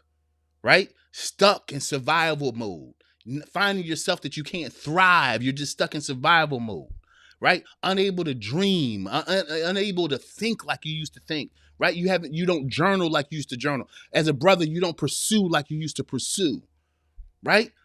Because one of the things that hurt men the most in an abusive relationship is the person you're with. It's nothing like a woman's voice saying you can make it. It's nothing like a woman's voice saying you can't. It crushes you. Men depend on women. Listen, y'all, men depend on the voice of a woman. A voice of a woman can take you to the highest height and make you feel like Superman, or she can make you feel like a broken Joker. You hear what I'm saying? You have to watch who you allow into your world, because the greatest gate that you have to protect is your ear gate. This is the abuser's way in, the ear gate. It's not about punching you in the face. It's about making you believe that you're worth being punched in the face. This abuse starts here. Abuse doesn't start here. Abuse starts here. What you allow in your ear gate, what you start believing and accepting about yourself.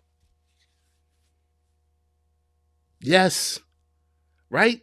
Lost identity. When you lose your identity in an abusive relationship, you just become what the person needs. You become whatever you need to be to make this person happy, where you don't even think or consider your feelings anymore. You don't consider how you feel. You don't consider these things anymore. You don't consider yourself. It becomes about how to keep the abuser in a place that they're not being abusive. But that only lasts for a moment. This is the thing. You cannot be the perfect person to stop abuse. Let me tell y'all something. You can't be the perfect person to stop abuse. If that person is the abuser, they're going to be an abuser. If that person is the manipulator, they're going to be a manipulator. It's like a man dating a woman and she tries to start grief between him and his mother. Yeah. Yeah. It's like the brother who's dating the woman who's jealous of her father, right? Right? Or doesn't want to meet her father, doesn't want to be around her brothers. Be careful, ladies and gentlemen. Brothers, be careful with the woman that say she can't get along with other women. Oh, I'm gonna give y'all something right now. Y'all ready? I'm gonna give y'all something. Come on in. I'm gonna give y'all something. It is said that a woman should watch how a man treats his mother as a sign of how she'll treat him. It is also said that a man should watch how a woman treats her mother, or how a woman treats her father, to assess how she'll treat you. All lies. Alert, revelation alert. Here it goes. It doesn't matter how a woman treats her father. It's not a sign of how she'll treat you. The sign of how a woman will treat you is how she treats her mother. Sisters, the sign of how a man would treat you is not how he treats his mother. It's how he treats his father. Here's why. Because it's a different humility for a woman to come under female authority, where she can look at her mom and say, I'm not equal with you. I still will get under authority. It's the same thing with a man.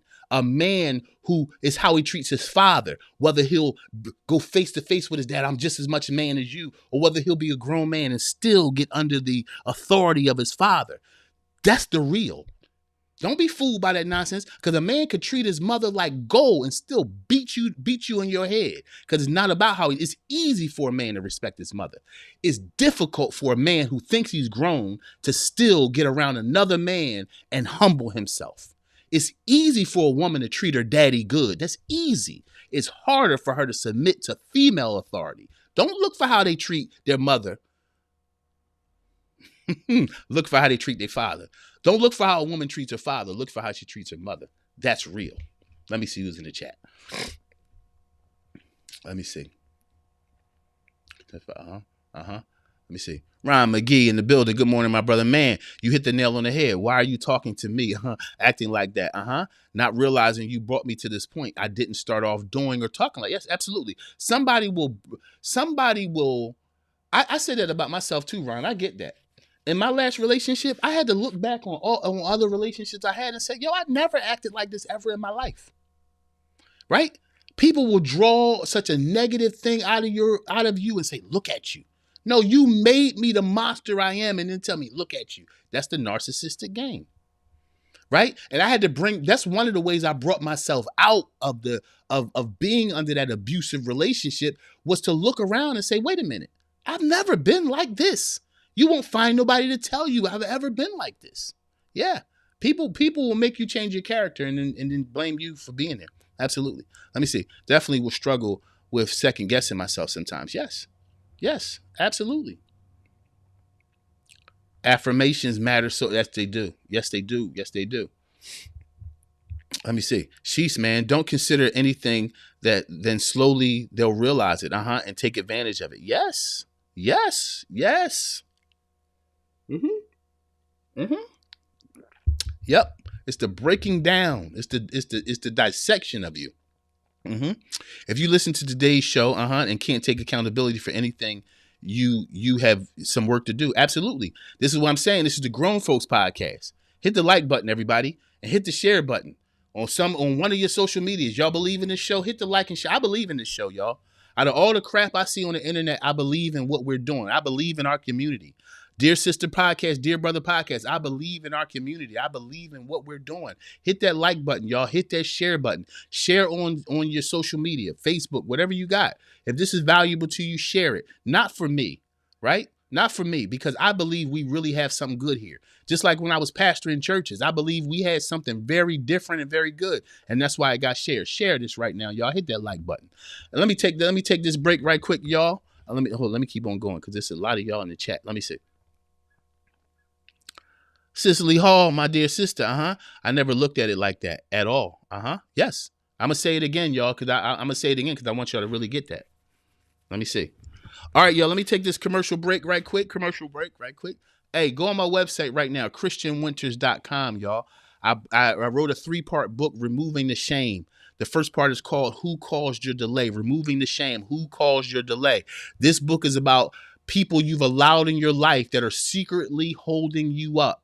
There are people in your life that are secretly holding you up from where you got to go right now. And you don't even know they're in your life. You don't even know they're holding you up. You don't even have any idea that they're the reason why your life is held up. Removing the Shame, Part 1, Who Caused Your Delay? It's on sale, ebook right now, $5. You'll have it right now today. As soon as you put your email in and you pay your $5, you hit that button. The book will be right in your phone, in your iPad, wherever you want it to be, all right? I also have, for some of you out here who've gone through this abuse, and sometimes you go through self-abuse, right? Some of you are mentally and emotionally exhausted right now. Right? I wrote this book, Overcoming Fatigue, for some of you that are mentally and emotionally exhausted. $5 ebook on my website right now, christianwinters.com. Go get these 2 books, y'all. Go get them. Removing the Shame and Overcoming Fatigue. Go get those books right now, everybody. Let me get back to the chat. Let me see. Let me see. My ex tore me down so bad. I stopped talking. I just go to work every day. And now I have worked past it. Very good. I'm very proud of you. Very proud of you, Cicely. I'm so open with communication and how I feel now. See, that's the success story. You learn from it. That's the thing. Cicely, the reason I'm proud of you, sister, is because instead of becoming a victim of it, you learn something from it. Right? You learn something from it. You learn how to say, I'm going to be an open communicator about my feelings. You learn something about yourself. That abuse came because you stopped talking. You stopped saying how you felt, and you learned something. Very, very brilliant. I hope that we learn from that today, y'all. Let me see. The second guessing yourself is so real. I experienced it for years. And it was happening with the smallest things. I had horrible anxiety because of it. Yes, you don't trust you anymore. That's the goal of the abuser. The goal of the abuser is to get you to be completely codependent. The abuser wants you completely codependent upon them. How they feel is how you should feel. If they're up, you should be up. If they're down, you should be down. That's the goal. It's like having a puppet on a string. Yes. Let me see. Yes, the gatekeepers are assigned by the enemy to keep you stagnant. Yes, absolutely. Absolutely, y'all. Let me see. All right.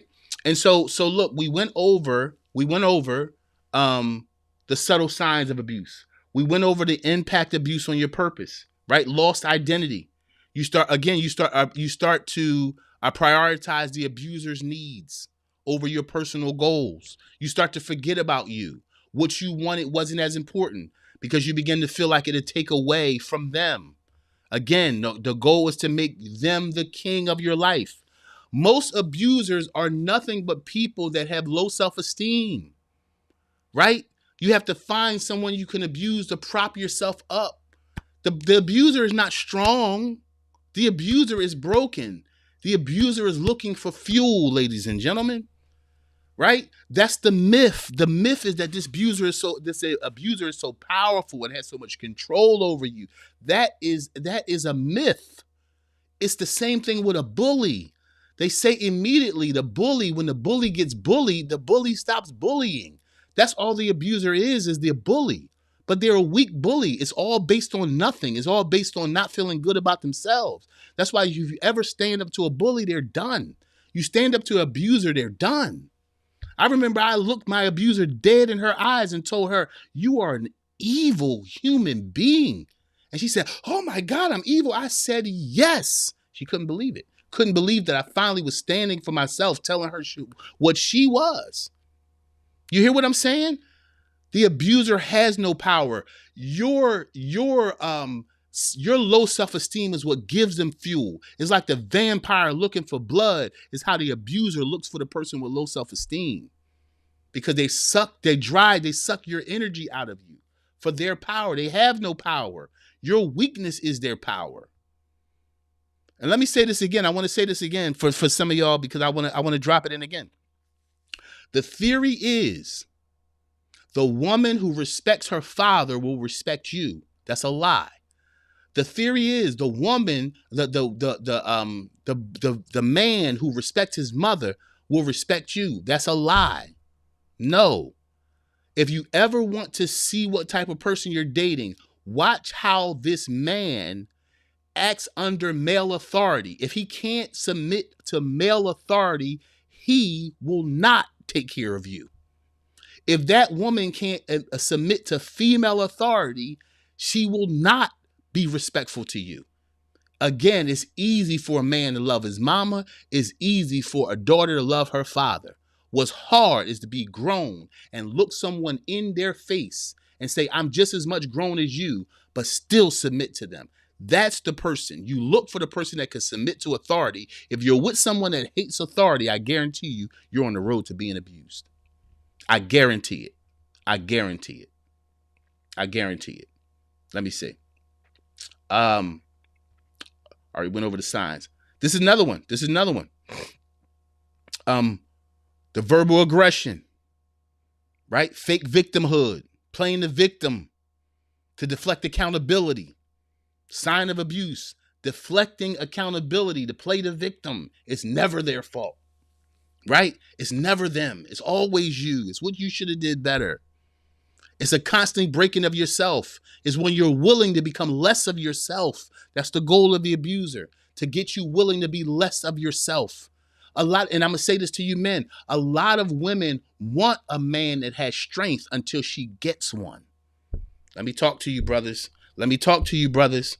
Let me talk to you, brothers. A lot of women want a man of strength until she gets one. A lot of women become abusive when she gets the kind of man she wants.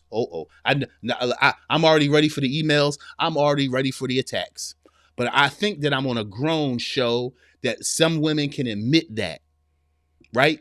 That when you with a strong man, when I say strong, I'm not talking about a man who's throwing you around the room being abusive. I'm talking about the man who's emotionally intelligent, right? A lot of you ladies aren't ready for the man you're praying for. And when you get him, you got to bring him down a little bit. Be careful, brothers, for the woman that wants you to be less of a man. And she's saying, I finally found a good man. Be careful.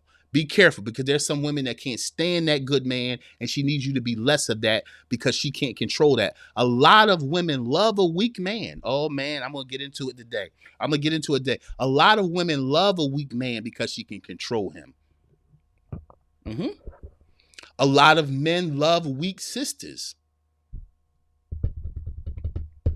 because he can control her. A lot of men love sisters that can't have talk, can't have communicate. Why? Because he can be dominant in the relationship. Be careful of a man who can't stand your intellectual side. Listen, y'all, listen, ladies, I'm trying to tell you something. Be careful of a man who's intimidated by your intellectuality. A lot of y'all were, my money, yeah, he worried because I got so much money. A man don't care about your money. Be careful about the man who's intimidated by your intellectual or your intellect. Be careful of that man. Same thing with men. Be careful of the woman who despises your emotional control. That's the goal of a witch. That's the goal of a witch in your life, is to try to break your emotional control. Ooh, we talking today. Let me see who's in the chat.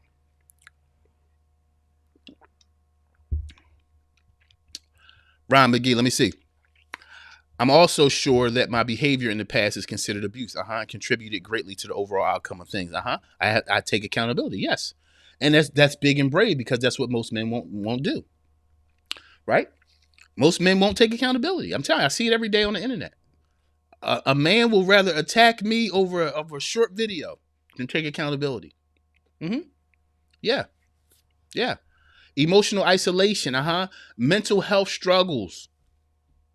That's where ultimately you'll be if you stay in an abusive relationship. Listen, there's no holds barred. Eventually you'll either become just like the abuser, or you'll end up mentally and emotionally and sick by staying in an abusive relationship. I'm telling you, y'all. I'm telling you. I'm trying to help you. Let me see who's in the chat. Let me see. No, I want to do this. Another effect on visionaries. I want to talk about this. I want to talk about some visionaries today. I want to talk to some visionaries today, big thinkers. Be careful who you connect yourself to. Listen, because we have an enemy. We do have an enemy. We have an enemy. Every one of you have an enemy. The enemy is against your goals. The enemy is against what you were born to be. And the fastest way to destroy someone is that in love road. Y'all hear what I'm saying? We can see it throughout the scriptures, y'all. We can see it throughout the scriptures. Anybody that had any authority and power, relationship will break you first. That's why you got to guard your heart from who you get with. I almost gave up everything because I felt like I wasn't who I said I was because I stayed in an abusive relationship too long. Yes. Yes. Now, I want to get into this, y'all. I want to get into this right here. I want to talk about the impact of abuse on your self-perception. I want to talk about the impact of abuse on self-perception. Self-perception is how you feel about you, right? Because again, abuse begins with breaking down how you feel about you, right? The goal is to get you to believe that you're flawed, so you're constantly working on yourself. You're flawed. You need to constantly work on yourself. That's the goal. You're flawed. You're flawed. You're flawed. You're flawed. And if you're constantly working on you, you'll never see that you're being abused, right?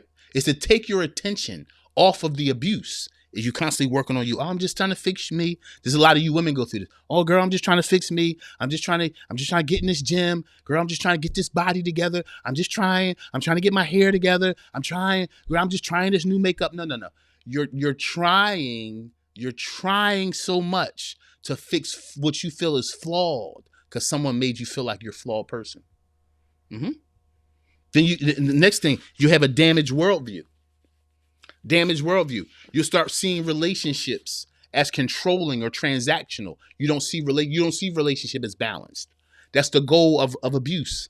The goal of abuse is not to get you to see relationship as balanced. It's to get you to see it as transactional. What you got to do for love. Come on, y'all. That's where people want you stuck. Is what you got to do for love. So you start feeling like love is transactional. I got to do something to receive this. No one will give me this. I got to do something. That love now is a tennis game, right? I got to hit the ball to you. You got to hit the ball to me. That's not love. Love loves regardless. Love loves regardless. Love is not transactional. It's not buying something from a store. I got to give this to get that. That's not love. And if any of you are in a transactional relationship, stop calling that love. That's not love. It's transaction. It's a store. You're in a relationship in a store. That's what that relationship is. You got to have something to get something. That's abuse. Transactional love is abuse.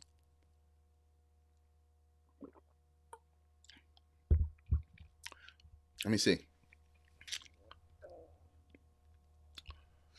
Let me see. Where we at? Will Counsel. Good morning, my brother. Good morning. That book is fire. Oh man, I'm glad you enjoyed it. Y'all. I'm glad you enjoyed it, man. Let me put it up because I yesterday Will grabbed Home Where Hurt Men Heal. Will grabbed this book yesterday, y'all. And thank you, my brother. I'm glad that you're enjoying that book, man. I'm glad. In fact, you ain't say you just enjoy it. You said the joint was fire. My man. I love that, brother. I'm humbled by that. Thank you, Will. Thank you, my brother. Let me see. Takoa, you're teaching good. I'm trying to, my sister. I'm trying, y'all. Let me see. Natasha, I'm definitely codependent, right? Huh? He can control my whole day. Yes. That I understand that. I've been there before. Dang, I need to shave, y'all. That's why my head is like this. Hey, Amazon, whoever's out there, hey, give me a sponsorship, right? I'm a bald-headed man, and shavers are always good. I will sponsor the heck out of a shaver. Hey, sponsorship people, send me. I need a hat sponsor because I rock hats every day, and I need a shaver. Yes. Let me see. He can control my whole. Yes, I understand that. I've been there before, y'all. Right? Where somebody can control your whole day just by one word or two. That's when someone knows they have control over you. And it's a journey. It's a journey to get out. It's a journey. The journey is self-discovery. The way out of abuse is the journey to self-discovery. You have to rediscover yourself. You have to rediscover yourself. Yes, that's the journey. Rediscovering yourself. Let me see.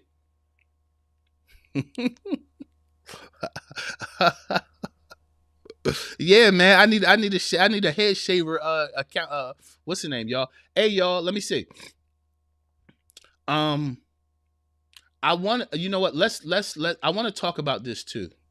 I want to focus on something right quick. Ladies, I hope y'all don't leave the show. But I want to focus right quick because I've done the first part of abuse. I want to talk about, well, let's talk about this first. Let's talk about this. All right. Let's talk about this. Let's talk about number one. Let's talk about reclaiming your power. Let's talk about how to reclaim your power. Okay. Like we said, the first thing is that you have to rediscover yourself. You have to go on a journey to find the you before you were broken. Y'all hear me? You have to go on a journey to find the you before you were broken. Right? Because a lot of times we are living from a broken place. We're living out of a broken place. Right? We're making decisions from a broken place. Everything we're doing is from a broken position. That's not where we want to be. Right? Who were you before this happened to you? Right? Go get you a journal. Go get something and start writing. Who was I before this happened to me? You got to rediscover that. Because if you can't find who you were before this happened, listen, and listen, sometimes abuse, let me say this. Sometimes abuse can get so bad where you can't remember who you were before this happened. Your goal then is to rebuild yourself based on the image that you desire. Because the abuser becomes the image. The abuser will reshape you in their image and their likeness. An abusive person will shape you in their image and after their likeness. And this is why you got to rediscover who you are, embrace who you are, and not apologize for who you are. It's the only road out of abuse. Mental and emotional abuse can be quickly broken by self-discovery. Self-discovery. All right? Listen. Set boundaries, y'all. Set boundaries. Set boundaries. It's necessary. Set boundaries. Some of you won't do it. You're scared to be by yourself. You're scared. Set boundaries. It's better to be by yourself. Set boundaries. You owe yourself that. Now, let me get into this. I want to talk specifically about abusive women for some of you men out there who don't even know you're getting abused. Ladies, I hope y'all don't leave me now, right? But I want to talk about this because this is a subject that's not talked about. We do not talk about abusive women. We don't, right? It's overlooked a lot because society sees women as nurturers, not abusers. Society sees women as nurturers, not abusers. And this is why many cases, men don't even talk about it, right? Society also says, how in the world can a woman abuse a man? Or that man will be looked at as a weakling. Oh, you got abused by a woman. Mm-mm. I am a strong brother. And I'm telling you that the abuse from a woman will have you on your face crying, trying to minimize you. There's two things that's happening in men's society right now. Minimize you and feminize you.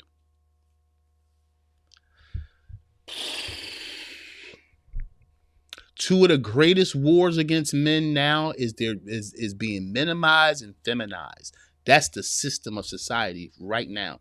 That's why all of these shows on YouTube and social media is about minimizing the need of men.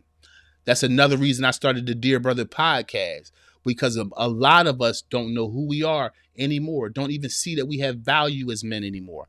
I was watching the other day the Colorado football team with Coach Prime, and he hired why is his name slipping my mind? One of the greatest defensive tackles ever, Warren Sapp. Not Warren Sapp. Warren Sapp. Yes, Warren Sapp. Yes, Warren Sapp. And Warren Sapp was sitting there, and he was saying, this man was one of the greatest Warren Sapp, yes. This man was one of the greatest defensive players that ever played the game. He's a legend in the game. He said, I thank God that I got this job coaching football with Coach Prime. He said, because I felt like my life had no purpose. This man spent his life entertaining the world. And then he started to feel like his life had no purpose at all. There's a lot of men right now who feel like you've had no purpose at all.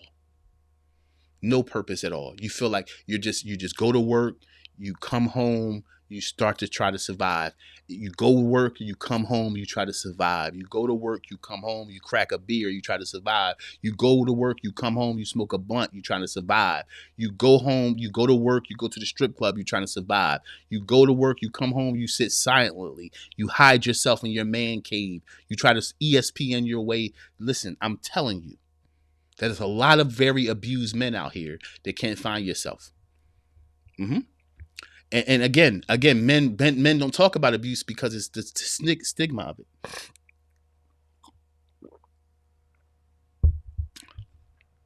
Emotional manipulation. Women will use guilt and tears to keep you stuck as a man. A woman can be dead wrong and start crying to take no accountability. Tears have become what women use to take no accountability. Mm-hmm. I'll just start crying, bro.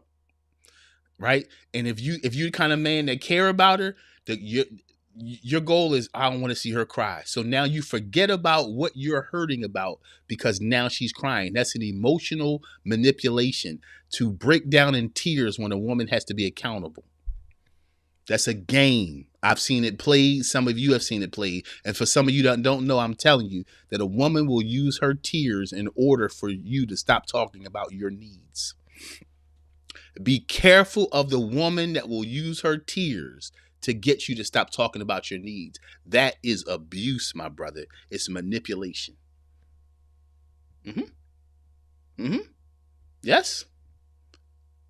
Yeah. Let me see who's in the chat.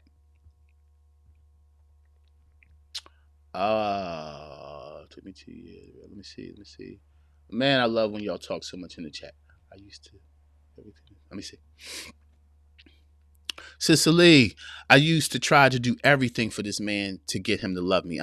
The more I did, the more he told me I needed to fix. Yes. That's control. It's control. And usually when a man does that to a woman, he knows you love him. That's why he knows he can keep you in that position like that. He knows you love him. He knows you love him. That's why he knows, right? A man can spot a woman he could do this to. He knows you love him. He knows you'll stay on that journey to try to fulfill his need. You got to take yourself off that train. Understand this, yo. When you're riding the abusive train, nobody's going to let you off. You got to get off. Let me, y'all hear me? When you're in an abusive relationship, nobody's going to stop the train and say, hey, here's your exit. There is no exit. The abuser thrives from abusing. There is no exit, right? There is no exit. You got to understand that. You had to get off that train. Let me see. It took me almost 2 years to relearn myself. Yes, y'all. I'm just relearning myself now. Yeah. Chantel B, thank you for this. Thank you, sister. I'm glad you're here. Let me see.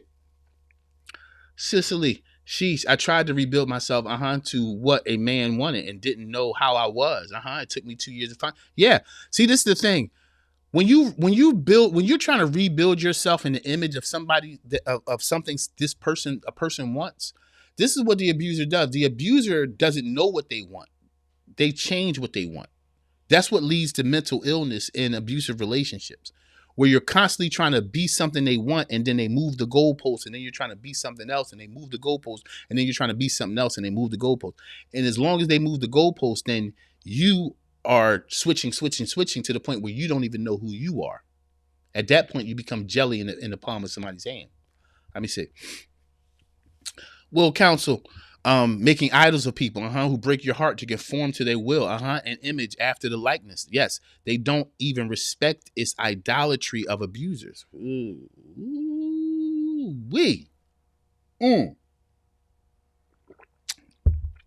Well, that's facts. Making idols of, yes. You make an idol of a person by constantly trying to please them. Yes. Let me see. 10 years is going to take me some time. I allowed myself to fall hard, but one day at a time. Absolutely. One day at a time. And guess what? You got this community with you too. Hey, y'all. Visit my website. Go over to christianwonders.com, y'all, today. These ebooks are $5. Removing the shame. I've been teaching shame since Monday. So go back on the podcast, check out the shows, and then go buy this book, christianwonders.com. Go get this book on sale, $5 ebook. You'll have it in your phone and your iPad right today, okay? Also, I have the Overcoming Fatigue ebook. It's available on my website, christianwonders.com. Go get that right now. $5 sale today, all right? Go grab those ebooks, y'all. All right?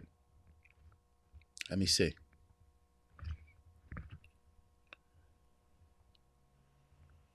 Will counsel, or tears to keep you captive, when you want to leave, got me in the past, got me too. Them tears will work, yes. Them tears will work until you peep game. Yes, they will. Yes, they will. Those tears will work until you peep game. It's a cycle of abuse. Let me see, y'all. Let me get it. Let me finish this up here. Yes. Another thing, another sign of abuse from a woman: verbal aggressions, insults in public. Right? Verbal aggressions, insults in public. My father used to tell me, all a woman can't beat you up. All she has is her words. But a woman's words is as hard as somebody's fist. I got friends right now who cannot. They don't even want to be near a woman, not because they love women. They don't want to be near women because they're scared. They're scared because they've been through the emotional manipulation. I got a good friend right now, would be a great husband, but he probably won't ever become. He probably won't ever become a husband because of the abuse he's been through. He's afraid of love now. He's dealing with the most treacherous women he can because that he can control. Y'all hear me?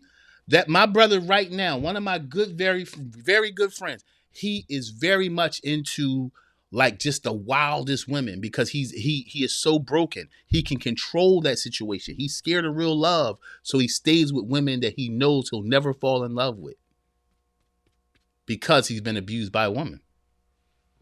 Again, same thing with women. Why do some women choose the worst men ever? Because you can control him. That's what a lot of you ladies do to yourself. You don't want a man you can't control no more. This is what happens to a lot of people. This is the result. If you don't heal after a abusive relationship, a lot of times what will happen is you'll just say, okay, if I won't heal, I'll just choose people I can control.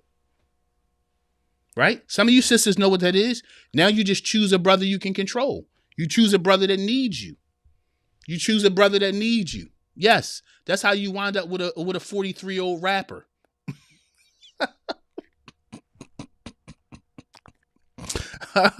That's why some of y'all end up with a dude that's still making beats at 52, right? Because you can control him. Tell the truth. Stop lying. This is why this is an adult show. This ain't kids show over here. This ain't where the kids play. This is real talk. That's why a lot of y'all guys get with a woman. You know she ain't no good. You don't want to bring her around your kids, your family, and nobody else because you know she's a plaything. And you do it because you're afraid to ever be committed because you've been through something bad with somebody you loved. And that's why a lot of you women, you will go. You'll tell your girlfriends all this stuff. Oh, I'm waiting on Mr. Right. You will go pick up Bozo the Clown right now because you know where Bozo the Clown is and you know he can't go far. Come on. We talking real life now. Some of us have gotten with the worst people because you know there's no threat.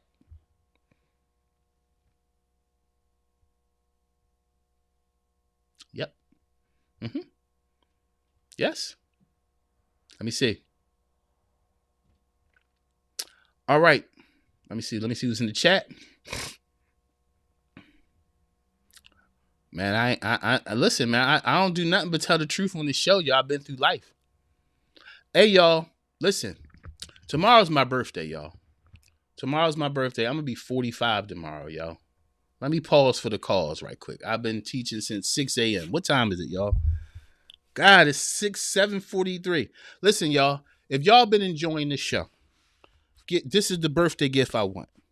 Share this. Hit the share button on YouTube right now. Share it with your brothers. Share it with your sisters. Celebrate my birthday with me. Share the. Let's grow the channel, right? I need to hit 1,000 subscribers, y'all. That's my goal. This is big, y'all. Thank you, y'all, for hanging out with me for months now. Especially for some of y'all that have been rocking with me since I started. My first show was back in July, y'all, and some of y'all been rocking with me since July. I'm just gonna take a pause right quick to thank y'all so much for everybody who's been rocking with me since July, man. I remember my first 5 subscribers, man. I was happy to have 5 subscribers, 10 subscribers. Oh my God, I got 50 subscribers. And now I'm at like 900 and maybe 20, something like that. I want to hit 1,000 subscribers, y'all. I want to hit that mark. Help me hit that mark. Share. Everybody hit the share button. Share it to one of your platforms. That's the best birthday gift y'all can give me right now is share. Share this, share on the Dear Sister podcast, Dear Brother podcast. Share this. Share it on your Facebook, on your Twitter, or it's X or whatever it is, Instagram. Share it. Help me grow the channel because I want to touch more lives. I think we got some truth on here. We got some truth. How many of y'all, let me do a quick poll, y'all. How many of y'all think this show is healthy? Let me do this. Let me do this with the last part of the show today, y'all. How many of y'all are growing by this show? You think that it will help other people? Let's do a poll right quick. For some of y'all that think this show will help other people, let me know if this show has helped you and you think it'll help other people. Put it in the chat. Let me know. Let me know. Let's talk for a little bit before we end the show today.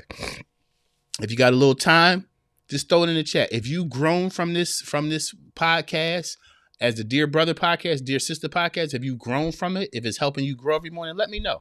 Put it in the chat. Let me know that it's helped you grow. Let me know if it's helped you make better decisions for yourself. Let me know if it's helped your esteem. How is the show helping you? This is a good moment right here. This is a good moment. Again, I've been doing this since July, every single day, every morning, shows, shorts, and everything.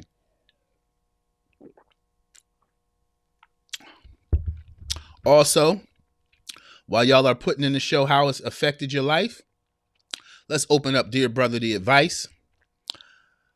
Let's also open up Dear Sister the Advice. All right. And I'll do some advice with y'all for this show, okay? I'll do some advice too before I leave today. I'll do some advice. I want to do some advice for some of y'all. That's why I want to answer some questions. I want to talk about histories of abuse. I want to talk about family. I want to talk about all this stuff, all right? Let me see in the chat. Let me see who's in the chat. All right. All right. Chantel B, I believe it will. And yes, it has helped me tremendously. Very good. Very good, y'all. I want to know that this show is helping folks, okay? Xavier, my guy, this show has and is currently helping me. Beautiful, my brother. Beautiful, beautiful, beautiful. Ken Freisen, one of my favorite people on the planet Earth. Definitely helping me. I love you, man. I love you, brother.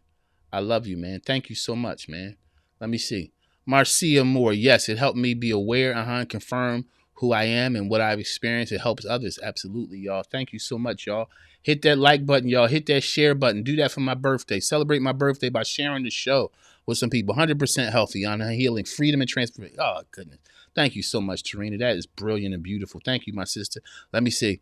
Will Counsel, seeing clearer the traps and pitfalls, expose emotional wounds that need to be healed. My man. Thank you so much, y'all. That's yes. Hit that like button, hit that share button, yo. And for my birthday, celebrate my birthday. Go get the ebook. Go get these 2 ebooks, y'all. Removing the Shame, ChristianWinners.com, Part 1. Go get it. Go get that ebook. Celebrate my birthday with me, all right? Also, Overcoming Fatigue, Mental and Emotional Fatigue. These books, I kept these books to 15 pages. Quick reads to help you grow real quick, all right? Also, I'm opening up Dear Brother the Advice, okay? And Dear Sister the Advice. I want to talk on this Friday before I close the show. All right. Yes, I want to talk. I'm going to do some advice before we close the show today. Let me see who's in the building. Ken Freisen. I'm here for me. The kids I pastor and their parents. See, this is what I love, right? Ken's a pastor at a brilliant church, and he's a brilliant pastor. And I think what we do on our show is we hit these cultural issues. We hit these cultural issues. We talk about them, right? And thank you so much, man. That's an honor, brother, as a pastor, man, to be able to use this, man, to help the kids you pastor and their parents, bro. Such a deep honor, man. Such a deep honor. Let me see. Seeing the consistency is inspiration. Good looking out. Happy born day, fam. My guy. Thank you, my brother. Thank you for all your help too, man. Thank you for all your help. Hey, y'all. Also, and I'm going to do this today. Let me see. I'm going to do this today.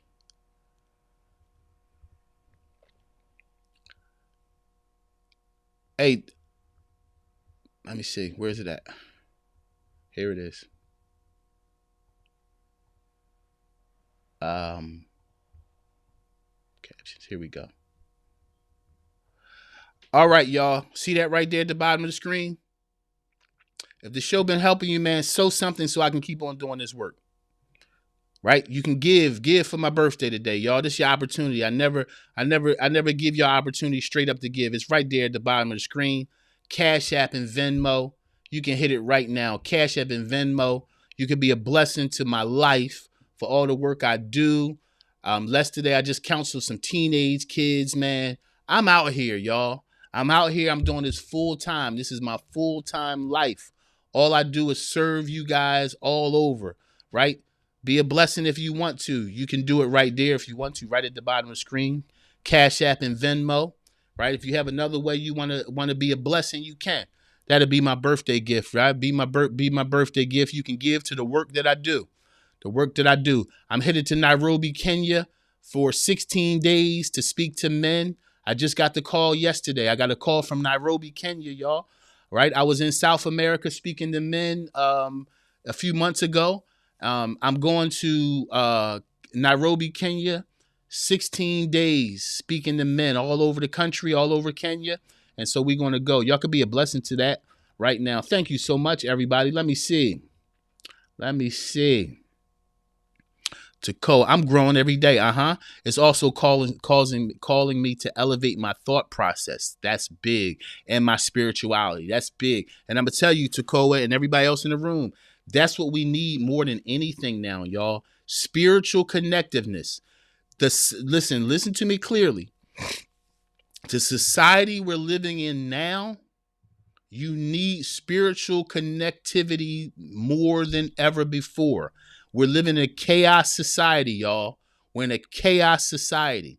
And we need more ever than that. Be spiritually connected. Where everybody's trying to connect to crypto and everybody's trying to connect to technology, which I believe, y'all, I'm going to share some things with y'all. I'm a spiritual man. I think about a lot of things in this world. I believe that the technology is the beast. Technology is the beast that everybody's building, and eventually it will become the Antichrist. I believe that, y'all, we have to go deep into humanity as the world is going in technology. Technology is trying to get us to ignore our humanity. Technology is trying to get us to forget our human strength.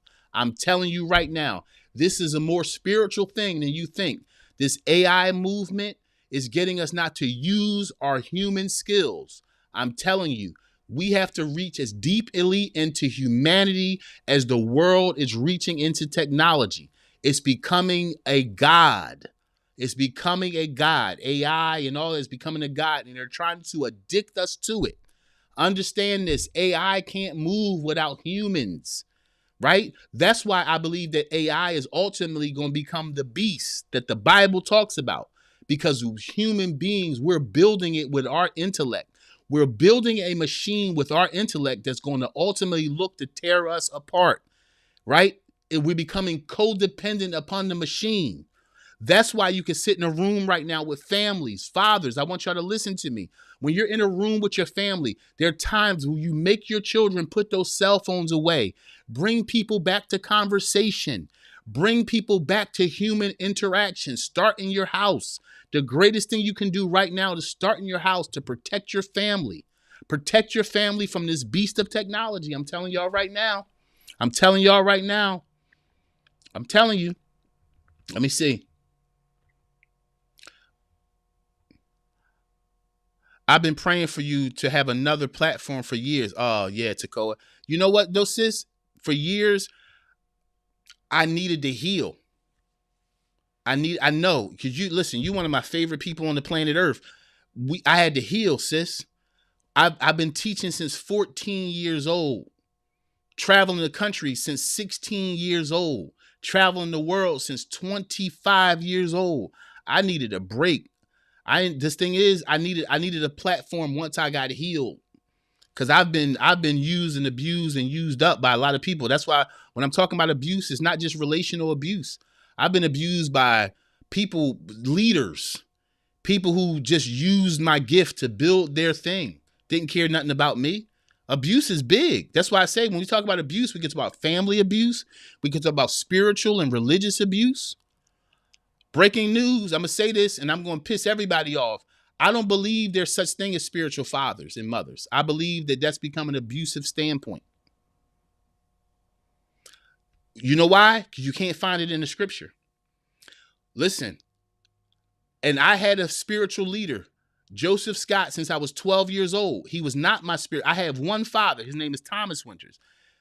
Joseph Scott was a priestly man who God connected me to at 12. He was not my spiritual father. I had one father, Thomas Winters. I have one last name, Winters. That's the name that I fight for. That's the name I build up. This spiritual mother, what it did was make you ignore the own needs of your family. You were born into a family for a reason. And a lot of you have traded out your natural family for your spiritual family. There's no such thing as spiritual mothers and fathers. They are spiritual people that open up the spiritual realm in your life and teach you spiritual things. There's no such thing as a spiritual father. Your real parents birth you. Those people don't birth you. They sow into you so you can become what you were born to be. That spiritual mother and father has become an abusive concept. And people have forgotten about their needs and the necessities of their own last name, switching out for a spiritual family. That's abuse. Just my 2 cents. Let me see. Ooh, boy. As y'all can see, I'm never scared. Let me see. Where am I? I got lost here. There's so many comments. Hold on, y'all. Oh, here it is. Okay. Amazing. Glad you're back at it. Yes, I'm back. I'm back, y'all. Still going. I see. Yes, I'm going, Ryan. I'm about to start teaching. No fear. No, go get it, brother. I love you. Go get it, yo. Go get it. Let me see. Your teaching is transformative and impactful. Thank you so much, Marcia. Thank you so much. You know better than anyone. I was done with church, until I first attended your Bible study on 9/11. My goodness. Shh. Takoa, our roots run deep, sister. I love you so much. Let me see.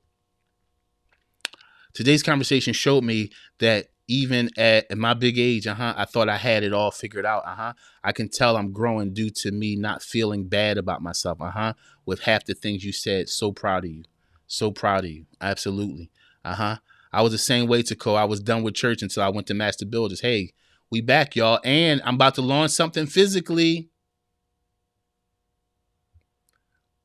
Next year, y'all, Martin Luther King Day, I'm having a live event. I'm telling y'all now, y'all the first people to know. I haven't advertised it. I haven't talked to anybody else about it.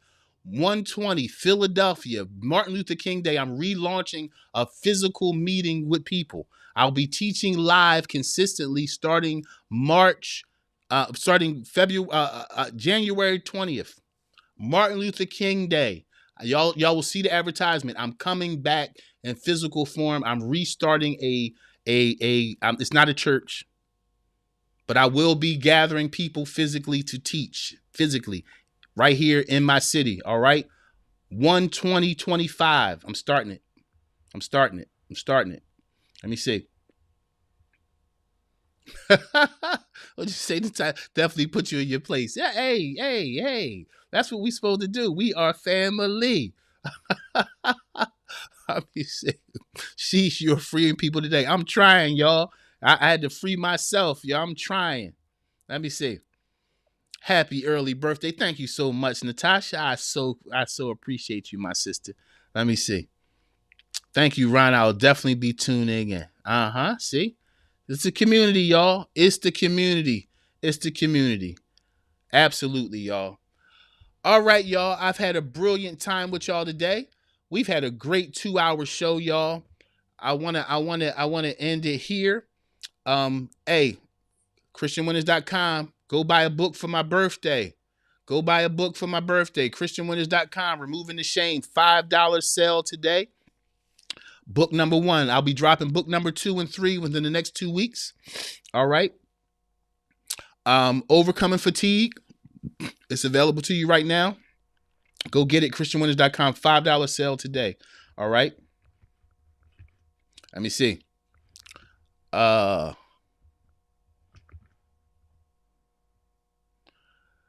Cicely Harrison Holly. Good morning. Ron, thank you for the invite. Ron, you're the man, bro. You're inviting everybody. I needed this morning. Hey, thank you, Cicely, for coming through. And Ron, thank you for inviting, my brother. Thank you for inviting. Cicely Hall, God bless you, my sister. Let me see. Praise God, I'm in Baltimore now, but I'll be hopping in the X. Yes, 120, and we'll be streaming live. We'll be streaming live, Takoa. We'll be streaming live. I love you too. Thank you. Thank you so much, y'all. Congratulations, Ron. Go forth in power and authority, man of God. All right, y'all. I'm out of here today. Thank you so much for hanging out. Remember, be a blessing right here, scrolling at the bottom of the screen.